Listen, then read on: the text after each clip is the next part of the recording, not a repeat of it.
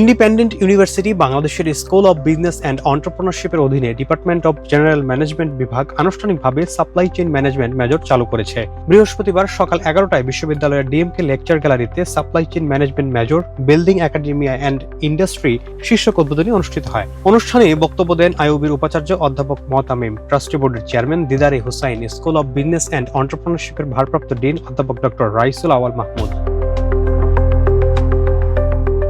এ সময় বিষয়টি নিয়ে প্রাণবন্ত প্যানেল আলোচনায় অংশ নেন রহিম মাহফুজ গ্রুপের ম্যানেজিং ডিরেক্টর ও CEO Niaz Rahim, energy pack power generation PLC এর ব্যবস্থাপনা পরিচালক Humayun Rashid, American chamber of commerce in বাংলাদেশের পরিচালক মির্জা সজীব রায়হান এবং বিশ্ব ব্যাংকের partner doctor Mohammad Mahbub Alam.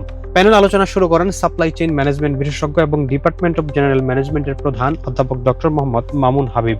So any orders coming from anywhere, the products are delivered.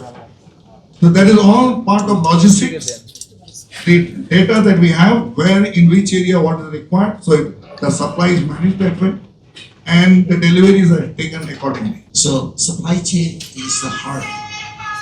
It operates, it handles, it manages everything from brain to from toes. We have connected with different international buyers, and not only that, we are also working for development of other sectors like pharmaceutical.